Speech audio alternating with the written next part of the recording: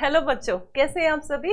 I hope you are reading your newspaper regularly, consistently and diligently, and you are also connecting whatever you read in newspaper with your main syllabus and solving PYQs so that you can understand what to read from the newspaper and what not to read, and also you can get these hints that how you should underline and read by looking at the underlined and highlighted points from the articles I show you in the class. Okay, so with this little reminder which I give you every day without fail, let's begin our daily newspaper analysis. I welcome you all in the Hindu daily newspaper analysis at Tathastu-ICS. Let's begin with our first article, and that will be Paul bonds, as you can see on the screen.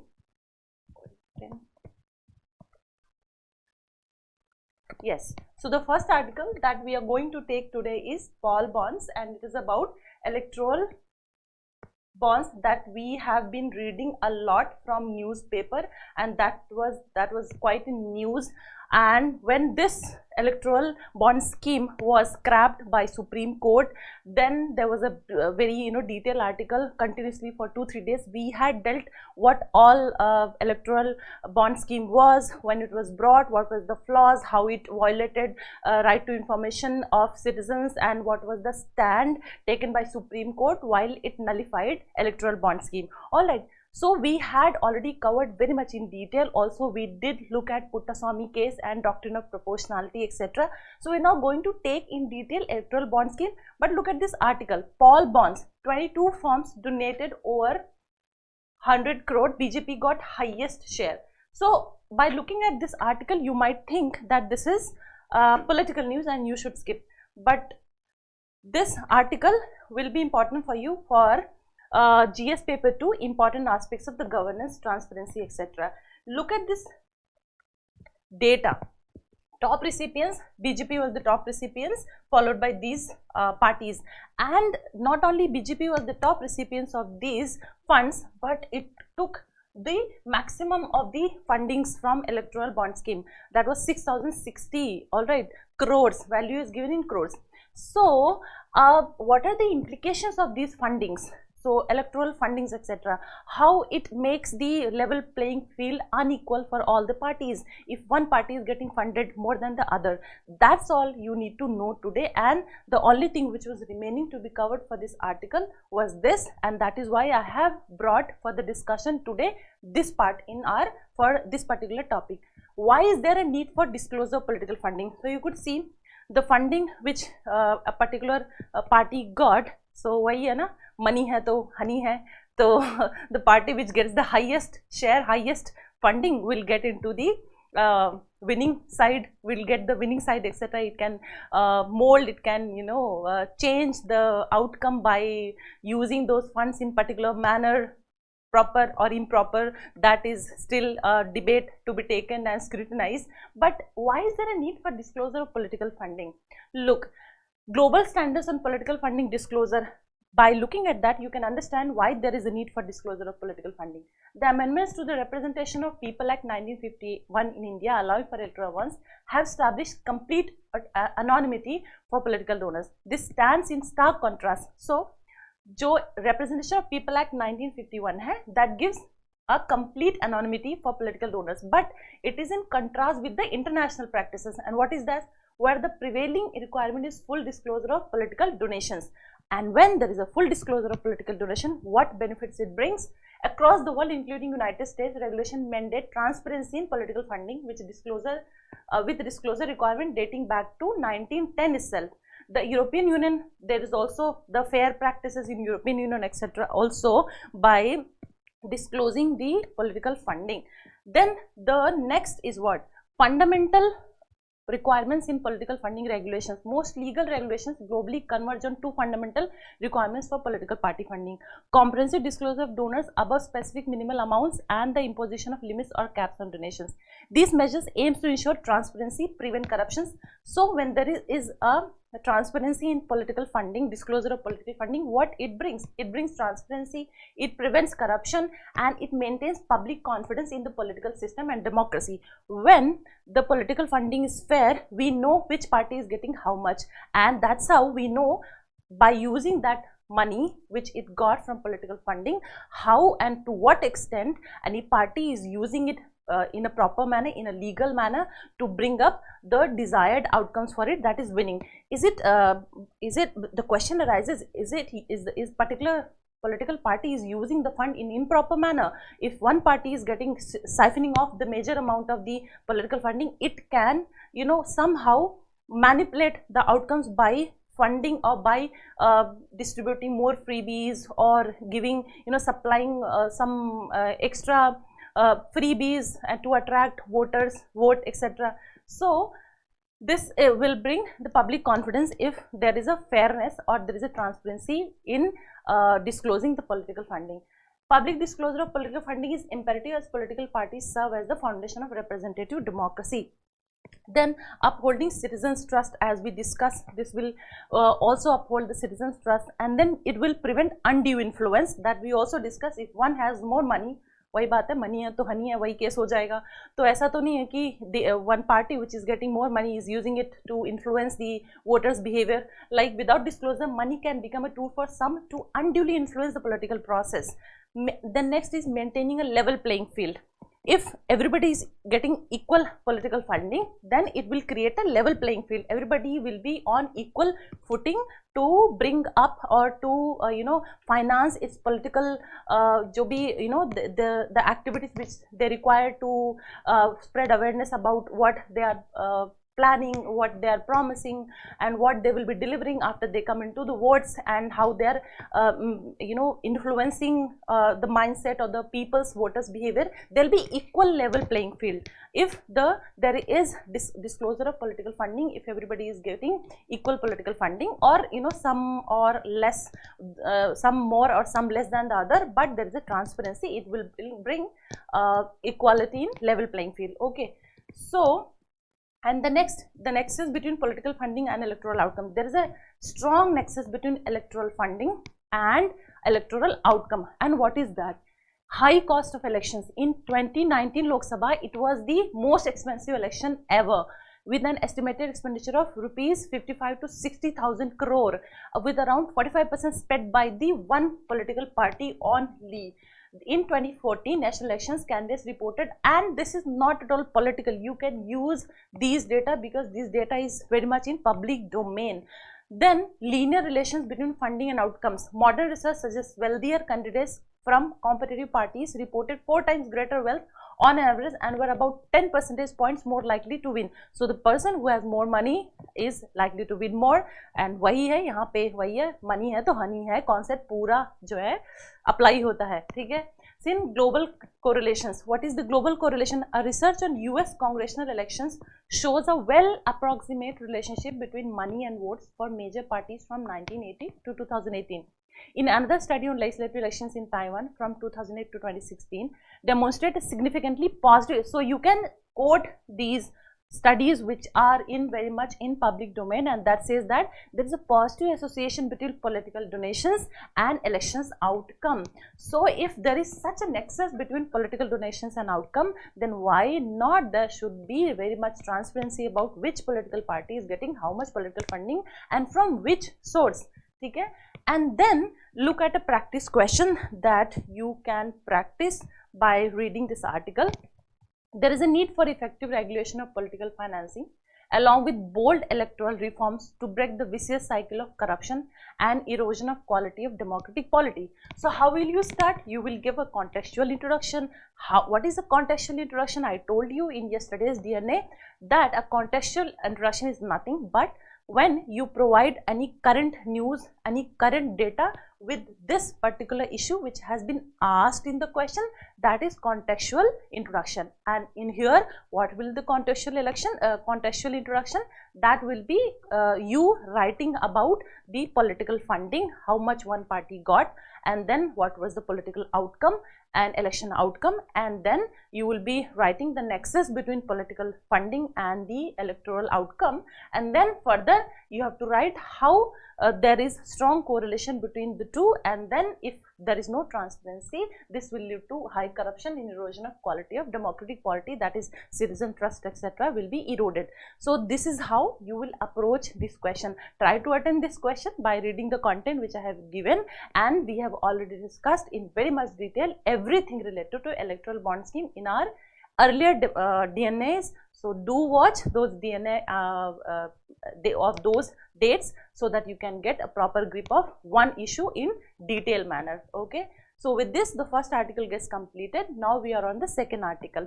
Which one is the second article that we will be reading? Go to editorial page and find this article. In issuing AI advisory, METY, METY becomes a deity. Deity मतलब मूर्ति, भगवान की मूर्ति, भगवान बन गया है, deity.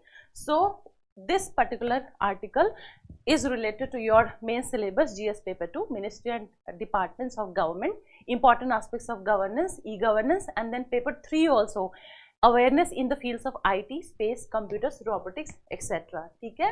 So this will be the main syllabus that this article will refer to.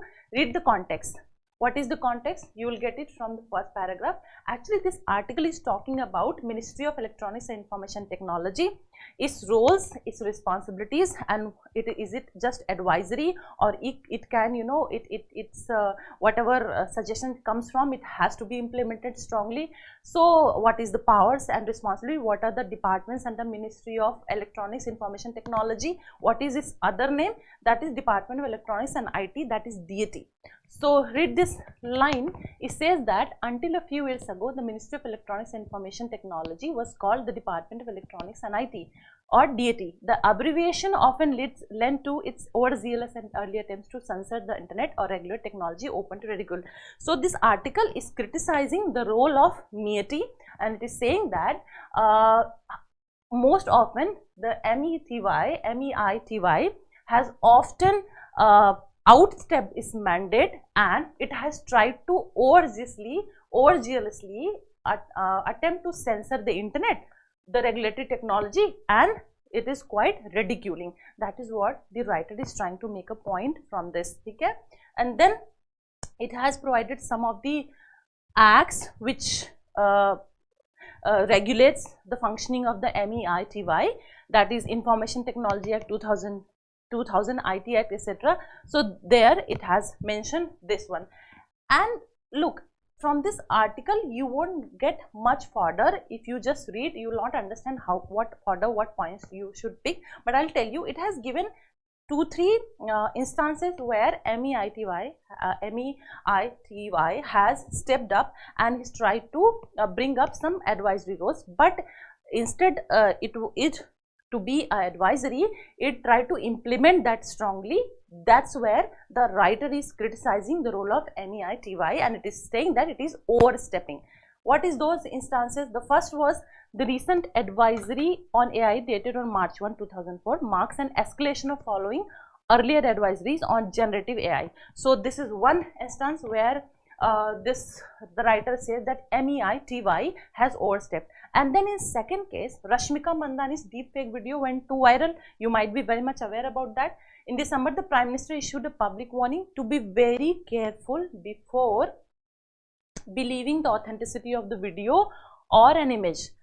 Then in the third instance where METY has overstepped, it says that in February, a Twitter X user posted a screenshot of Google's AI response to the question, "Is Modi a fascist?" METY shortly afterwards issued an advisory on each of these occasions. So on each of these occasions, METY has brought up an advisory, issued an advisory controlling or censoring what could be posted on internet, etc.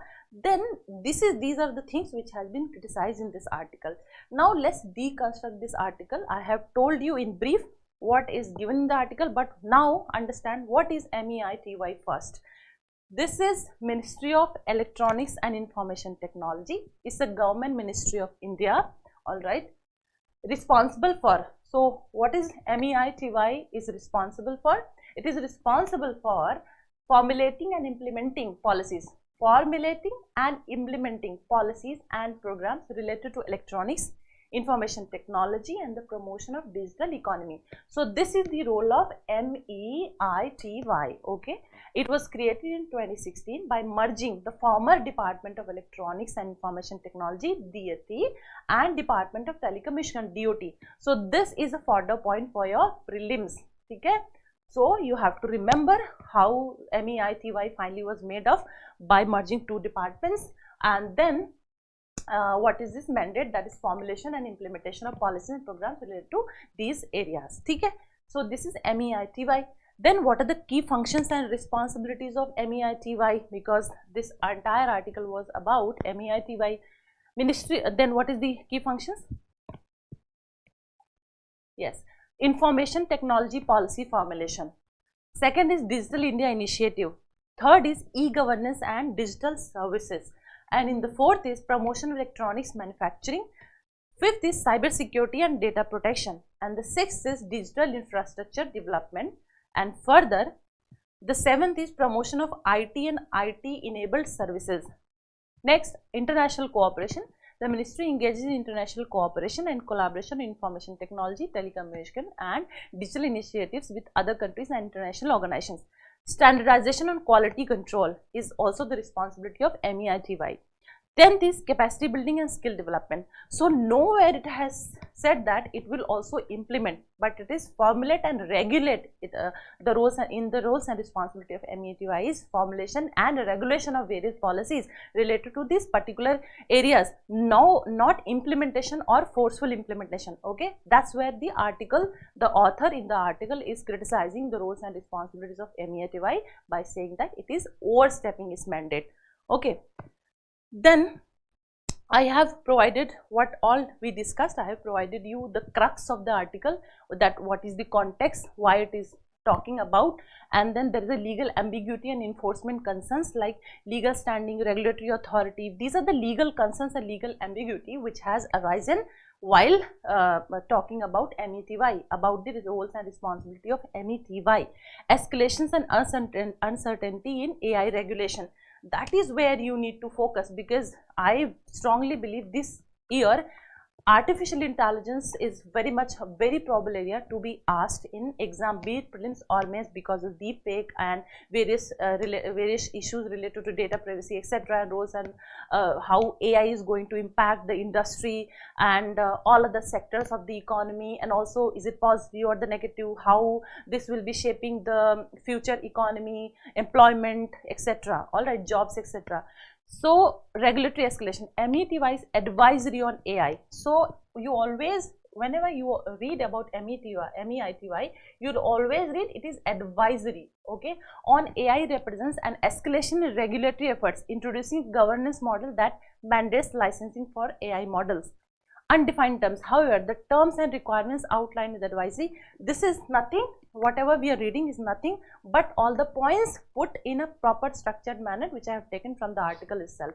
Undefined terms, ministerial responses, ministerial response on social media platforms further exacerbate uncertainty with vague clarification exemptions issued without formal documentation. So this article, where the writer is trying to say that there are many advisories which are coming up, but it is unnecessary censoring the various posts on the social media or the OTT platforms, etc. That is where, because some of the terms are undefined also, so there is a lot of confusions, etc. And then on top of it, there are some ministerial responses also which exacerbate the confusions about various roles and responsibilities of MEITY and how far it can overstep or overreach. All right. So this is what highlighting the challenges in navigating India's evolving regulatory environment. So this is about the bit of a crux of the article that we have already read. These are the some of the important agencies. Look at this screen. These are some of the important agencies which are functioning under Ministry of Electronics and Information Technology. What are these important agencies? National Information Center, CERT in UIDAI, National Internet Exchange of India, Center for Development of Advanced Computing. This is a further point for you for prelims. These is important for prelims, that what are the agencies that are working under MEITY. Okay. Then further, look at this point. some of the initiatives which has been taken up by MEITY, like ARNET, India's new, this is very current information, this was in news in January. So it has started ARNET. This is what India's new integrated web portal for educational institutes, offering domain registrations, DNS, domain name system, and value added services. All right. Then it was MEITY itself which had started Umang app also. Okay.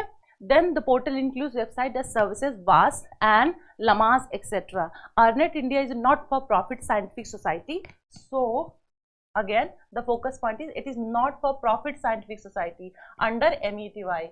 It is exclusive domain registrar for all the education and research institute having ac.in, edu.in and ris.in as domain name. Okay? So this is about the something about the current related to MEITY. Now the third article that we will be taking up today is Bhutan's opening move as Gallifu Gambit. So now, as you always ask that map based questions kaise padne chahiye, so whichever location is in news or currently, you have to find out on the map. Let's look where is Gallifu. Look at this.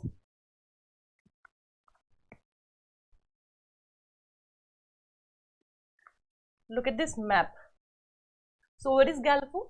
It is in Bhutan and it is bordering Assam. Okay? Here is the Gallifu. It is bordering in India the place of Bhutan, Assam. So this is how it is near Assam and it is in Bhutan. This area is Gallifu. Okay? Now why Gallifu is in news?